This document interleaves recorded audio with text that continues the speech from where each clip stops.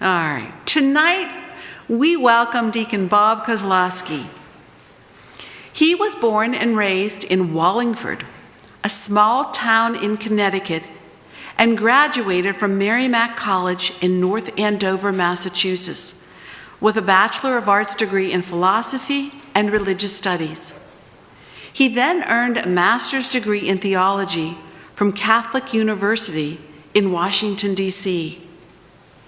He moved to Pittsburgh and was hired as a director of religious education and served in that capacity in the South Hills at St. Elizabeth of Hungary, St. Valentine, St. Norbert, and then in East McKeesport at St. Robert Bellarmine.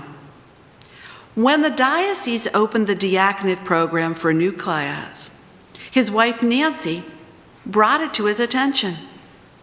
He entered the program and was ordained to the diaconate in June of 2011, along with Deacons Gary Comer and William Palomara. Deacon Bob was assigned to minister at the faith communities of Incarnation of the Lord and Risen Lord. He has been a master catechist for the Diocese of Pittsburgh for many years and has taught numerous courses, including certification classes for Catholic elementary school teachers and religious education catechists. Deacon Bob was the director of faith formation at St. Sebastian Parish since 2008 and retired from that position at Our Lady of Mount Carmel Parish. He currently is still assigned to Our Lady of Mount Carmel Parish as a deacon. Deacon Bob's presentation is titled, "Hope is More Than Just Wishing Upon the Stars." Please welcome Deacon Bob.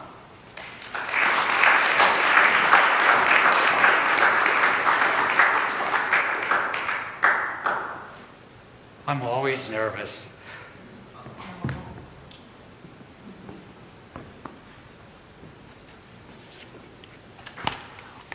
It's good to be back.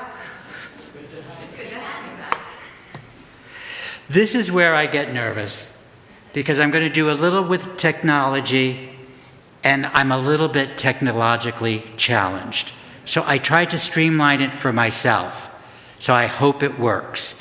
What you have when you walked in, you should have a paper and it has the hymn for the Jubilee year. I would like to open my presentation with this pilgrim song, Pilgrims of Hope. But I have to rely on YouTube.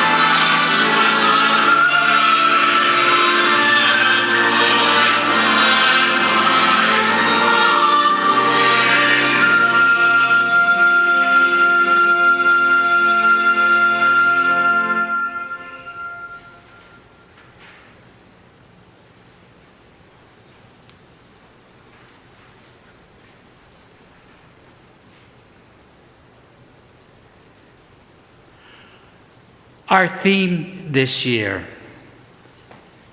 is Pilgrims of Hope. And whenever I hear titles such as these, Pilgrims of Hope, I always like to ground myself in definition. And so I went to the Oxford Dictionary and I looked up the definition of pilgrim. And this is what was given to me. A pilgrim is a person who journeys to a sacred place for a religious reason. She or he is a traveler or a wanderer or a wayfarer. After going to Oxford, I thought, let me try Webster. And this is what Webster has to say. A pilgrim is one who journeys to a foreign land, a wayfarer, one who travels to a shrine or a holy place as a devotee. And finally, I wanted to look up Jubilee. What would be Jubilee? But what I found that was interesting that I want to present to you is where the word comes from. And it actually is coming from an instrument, a Jewish instrument called a yobel, and it was a ram's horn.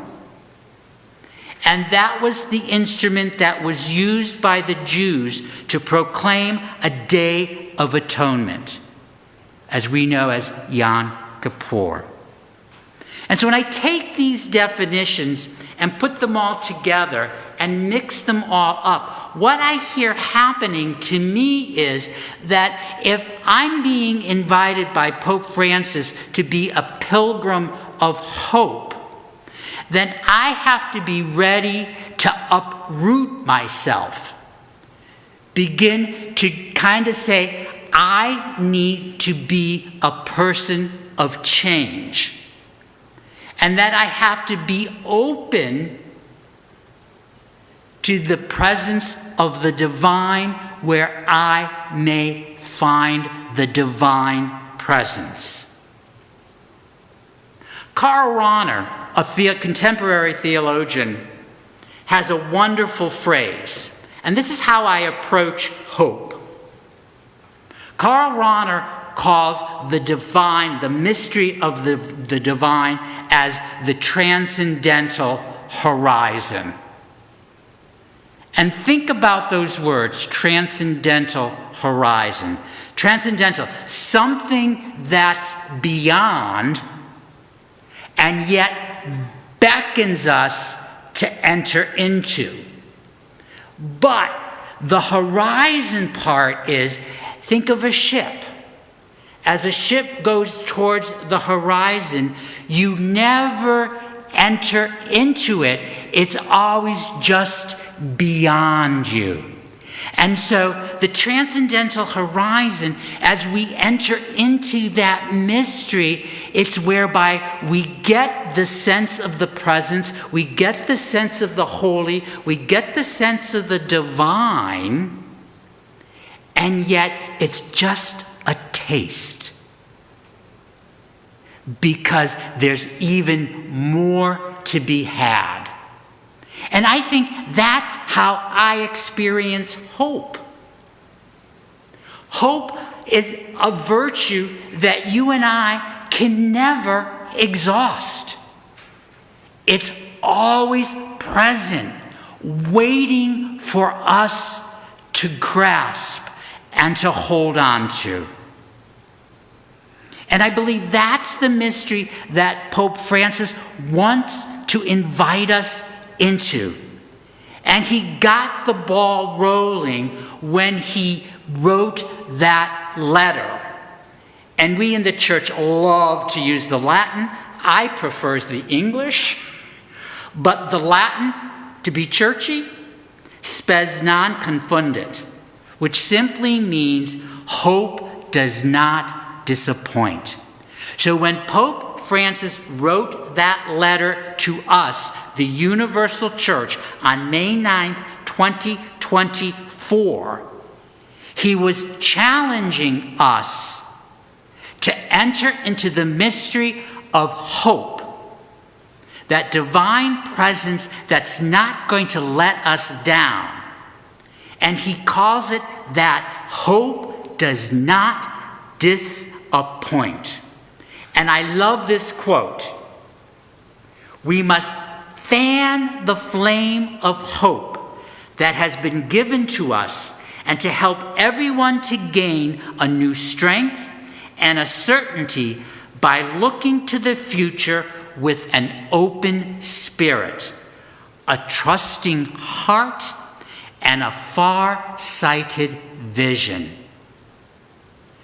This year of hope, we pilgrims of hope are being invited to open ourselves and our hearts to new possibilities and not become frustrated or stymied or paralyzed by what we may face in our lives, in our families, in our political situation, or our global situations, but to trust that there is a vision of hope and possibility. So what I believe I'm being challenged to do, and I think we together are being challenged to do, is to be engaged. That our hope allows us to be engaged to what is going on around us. And to remember that we don't make this journey alone. We're in this together. We here as a community of faith are here together. And we are centered and grounded in that person of Jesus Christ. We've just celebrated the season of Emmanuel, God with us. Let's milk it. We're in ordinary time, but let's milk the fact that God is dwelling here. God is with us. We just need to look and experience. And so, to make this invitation real, Francis opened for this year 5 doors. He opened 5 doors. And I was excited with the first one because I was getting ready to celebrate 4 o'clock Mass. And so I knew he was getting ready to be opening the doors. And so on December 24th, he opened and presided at the Mass at St. Peter's Basilica. He opened the holy doors. And what I think is fascinating, and I'm going to say the other doors too, but what I think is fascinating about the door, like I wonder, what's so fascinating about a door? I think what's interesting is that when a door opens, we're being invited to enter in. And if we accept the invitation to enter in, then we have to walk through them. And when we walk through them, we have to open ourselves to the possibilities of what's going to happen inside them. We have to engage ourselves and participate in what's going on. And yet we also know that when we enter into and go through those doors, we don't get to stay there. We gotta leave.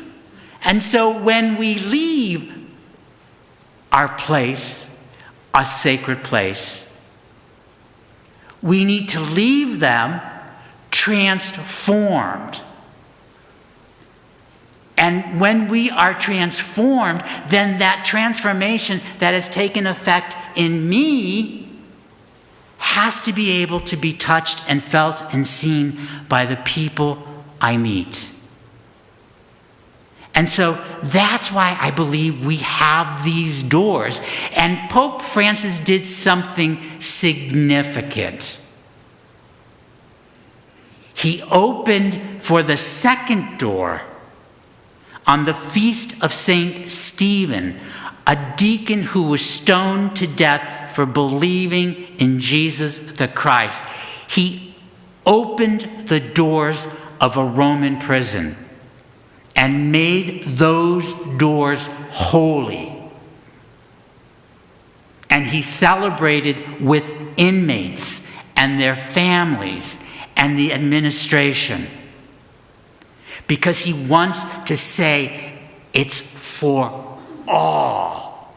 And the Pope puts it this way. He says, I want everyone to have the opportunity to fling open the doors to their hearts and to understand that hope never disappoints. The Pope warns us against closed, hardened hearts. He says, because if our hearts are closed, then that keeps us from living. And we are called to be people who are alive and touched by that mystery of that divine presence that we call Father, Son, and Holy Spirit. And so then the third door gets opened on Holy Family Feast Day at the Basilica of St. John Lateran.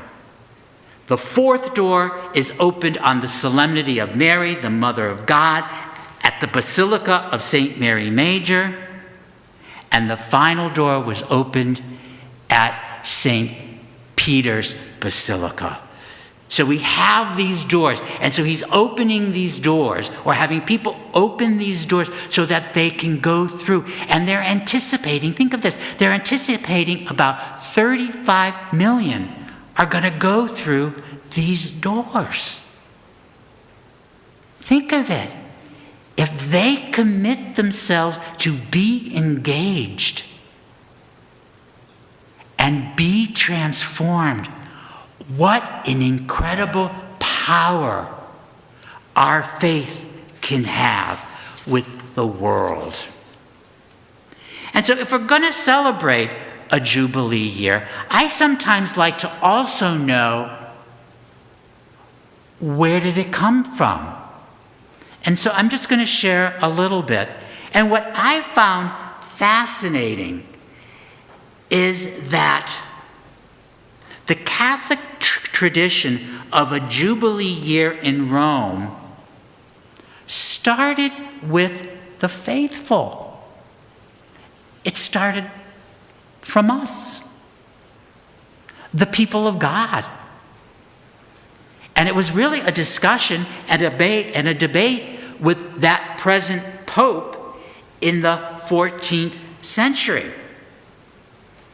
And it was, what happened was, in the 1300s, there was pilgrims that came from the east and the west, and they insisted that Pope Boniface VIII give them a special blessing.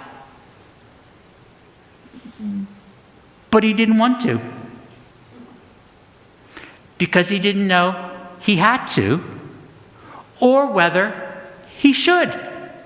And so he called in his folks, his people, and he goes, what do you think? And so what happens after some investigation, he decided that, okay, there's a precedent for this. And so he said, okay, I'm going to give you a blessing if you pilgrims who come to Rome throughout the year will have to visit the churches of St. Peter and St. Paul for 15 days. And if you do that, I'll give you a blessing. The birth of our Jubilee years. And they were meant to be every 100 years. Every 100 years. But Pope Clement in 1343 thought, 100's a little long. A lot of death between those years. Let's make it 50. And so he made it 50. Then Pope Paul II in 1470 said, let's establish it every 25 years. And so from 1470, it has stuck. But we also know that the church not only celebrates Jubilee years, we also have extraordinary Jubilees. And we had one in 2016, the Year of Mercy. Okay?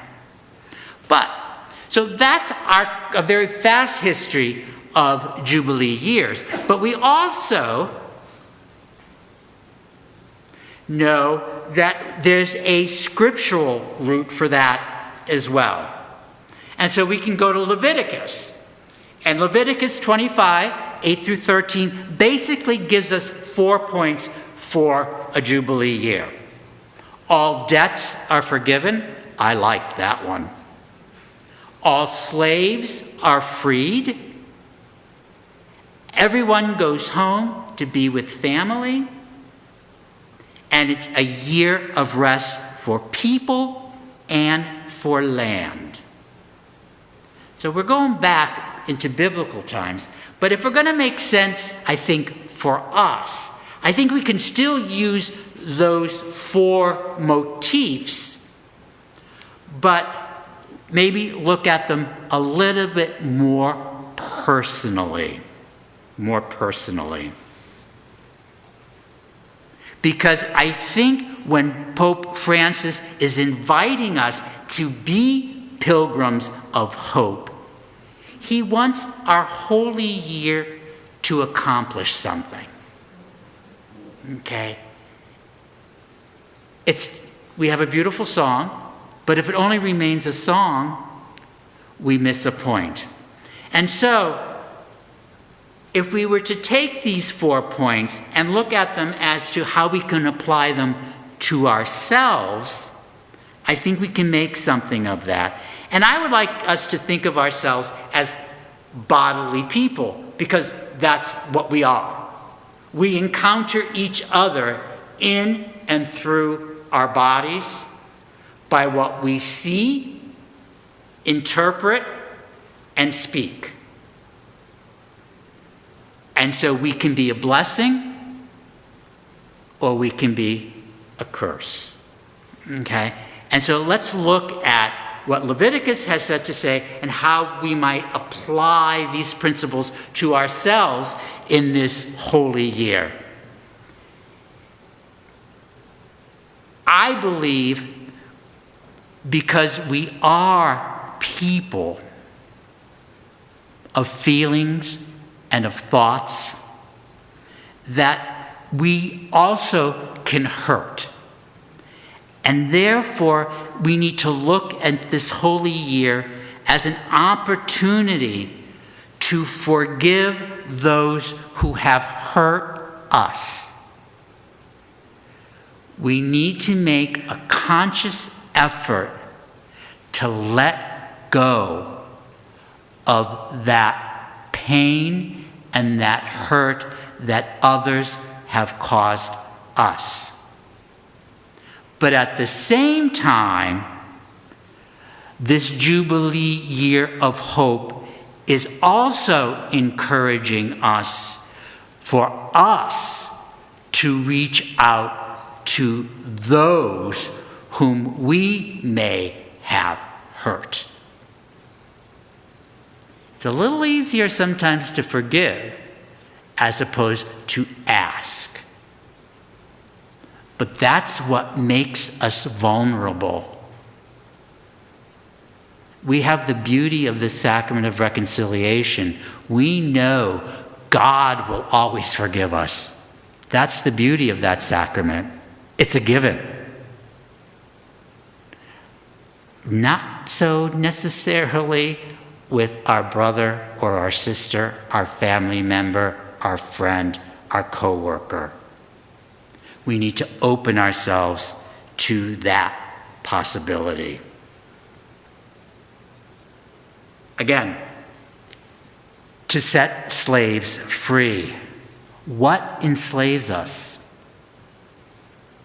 Our sin. If we deny those crosses that we have to bear, they confront us. We need to own them. We need to claim them. We need to speak them. We need to utter them. And we need to ask forgiveness. We need to free ourselves from the shackles of sin, because sin keeps us in darkness. It doesn't allow the light to shine.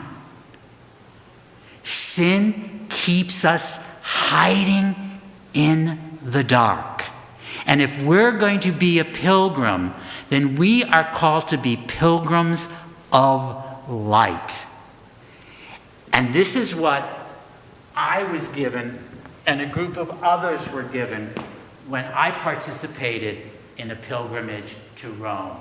Every pilgrim received a candle holder that we were invited to light at the vigil before the papal mass. And during the prayer service, the light started from the paschal candle, and it was lit one by one around Tor Vergata for 2 million people. We were in darkness, but when that light began to be lit, we were basking in candlelight of 2 million candles. We shared the light of Christ. And so let Jubilee years be opportunities to shed yourself from the darkness of sin and become again that baptized infant, being the likes of which no one has ever seen before. Celebrate your childhood in the paschal mystery of dying and rising.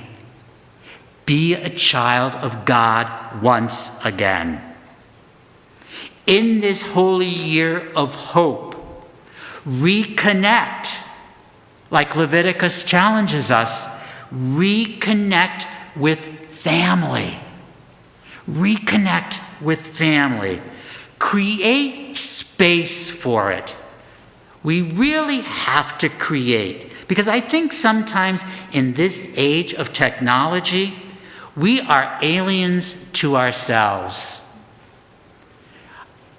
I don't know why I'm so surprised, but I am still surprised when I go into the restaurant with my wife, and families are sitting there after they read their menu, put their order in, they're at the table, and they're like this. We need to engage each other. We need to sit down with each other. We need to talk with each other. And finally, for the fourth point that Leviticus points out for us, we need to make this year a year of rest too. And this year of rest, it's kind of like, I think, a challenge for us to kind of like take a step back and maybe evaluate or reevaluate our involvements and ask ourselves, why are we doing what we are doing? And how is that building up the body of Christ? Because sometimes we tend to just want to be busy. And maybe we need to step back so that we can make the time to reconnect, or to set ourselves free, or to be able to go out and reach. Pope Francis, in his bull, Hope Does Not Disappoint, wrote it because he felt that people are beginning to feeling alienated from themselves, and communication and dialogue is breaking down amongst cultures, peoples, and families. And so Francis is suggesting to us to perhaps, if we want to make Christ's message of hope real, he has 5 things that he invites us to participate in. He says, work for peace and an end to conflict. Work for peace and an end to conflict. Promote human life. We did it tonight. We were promoting human life through communal prayer, lifting up these concerns. He also challenges governments to show amnesty to prisoners. He challenges us to uphold the dignity of migrants. And he also says we need to be aware of the need to heal the sick and accompany the elderly. And if we look at any one of these 5 points, I believe what Pope Francis is saying is wanting us to look to the face of the person. The face of the person who's involved in the conflict of war. To look at the face of the person when we promote human life. Look at the face of the prisoner and see a human being, a child of God. And to look to the elderly and the sick with dignity, that we all are children of God. So our word for this year is hope. I want you to wake up every morning and say to yourself, I am a pilgrim of hope. I am on a journey that may not always be filled with blessing, but I know I don't go it alone. And this is what our Pope says to us. Everyone knows what hope is. Everyone knows what it is to hope. In the heart of each person, hope dwells as the desire and the expectation of good things to come, despite our not knowing what the future may bring. It makes sense. We hope. We hope because we've been given a promise. We've been given a promise of life. Jesus enfleshed himself in the womb of Mary. Jesus was enfleshed. He became one with us in all that we experience. The good, the bad, the ugly. He experienced like you and I. And he lived his life in communion with the Father. Not my will, yours.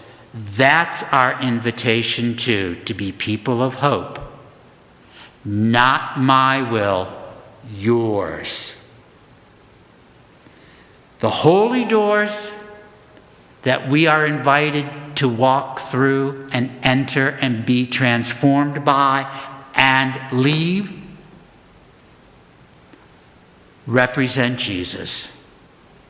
We're invited to be in the company of Jesus. He is the good shepherd. I couldn't forget my last talk.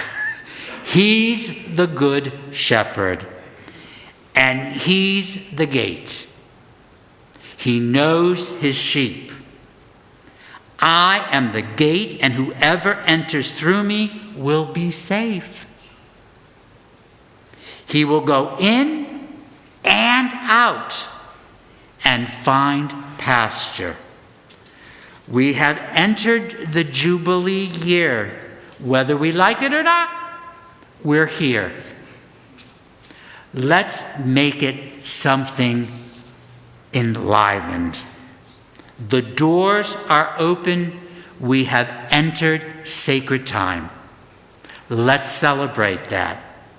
I call the talk, Hope is More Than Wishing Upon the Stars. If we're going to be the pilgrim of hope, we're not wishing, we're working. We're getting in the dirt, and we're working for God's kingdom, to be co-workers with God to bring about salvation. So if we look to this holy year as a year of hope, we need to engage our total selves and be intentional. Be intentional. Know why you're doing what you're doing when you're doing it. Be intentional with your prayer and your works of mercy. I mentioned in the year 2000, I was a part of that 2 million group. I was specifically associated with a group of 18 from St. Robert Bellarmine Church. And we celebrated in Rome between August 15th to the 20th, 2000. And our theme was, the Word became flesh and dwelt among us. And we had a song that was Emmanuel. And it was piped throughout Rome. And it was in August, so any Roman was out of town. It was hot. It was hot. And we truly were pilgrims. Because sometimes you thought you knew where you were going, and you got redirected in the middle. True story. At the end of the Mass with the Pope, we know at the end of Mass, it's always said, go forth, the Mass is ended. Go forth, Mass is ended. And so the concept was, when that was said, we the pilgrims were to disembark from the University of Rome, the fields of University of Rome, and go to our home countries. But you had to do it systematically with 2 million people. And so when it came time for our contingent to leave from Youth Town, we were told to walk. But when we got to the train station, which was only about a 2-mile walk from the university, they shut down the train system. They shut down public transportation because they decided we were too many. And so they told us to walk. And we thought, walk where?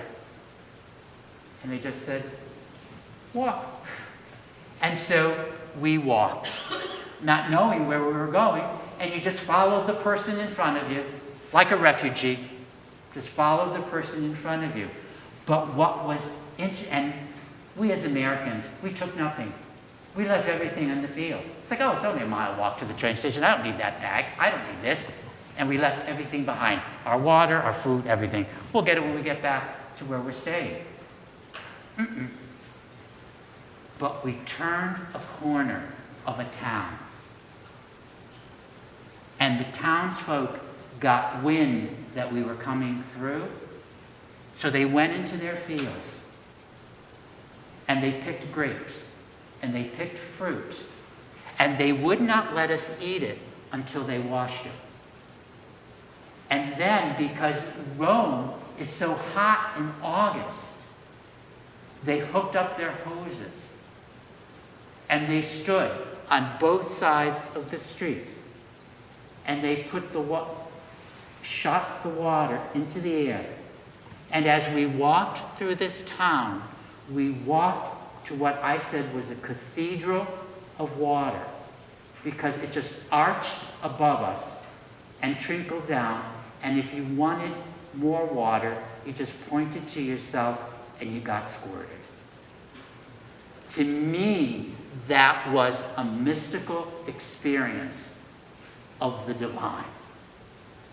That the community of faith came together and became the body of Christ for the pilgrims walking through their village.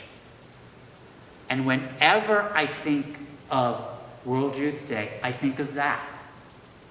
And if I hear the song Emmanuel, I feel the heat, the oppressive heat of the sun in Rome and the sweat of my body and the beauty of people coming together to share faith. That's an invitation to enter into a Jubilee year. And these were things that were brought back. A t-shirt that I'm proud to say I can fit back into. But this t-shirt was a gift from a fellow pilgrim, an Italian young man from Milan. Oh, I'm not supposed to tell you. I was coming out of a porta-john. And the porta-john was stinking hot. Not from what the refuge, but just the heat of the day. The heat of the day was horrific. I was drenched, because as soon as I walked into that porta-john, my pores opened, and I just was sweating. I came out of there. The kid looked at me. I looked at him. He saw that I was from the United States. He wanted my t-shirt from the U.S. He took his t-shirt off over his head, sweating and wet right to the core. He hands it to me. I take mine off. I hand it to him. We put each other's t-shirt on. When I step back and think of that, there is no way today I would put someone else's sweat on my body. But that was the power of the moment where we were celebrating our faith. And it's a memory you don't forget. So, pilgrims of hope, live it.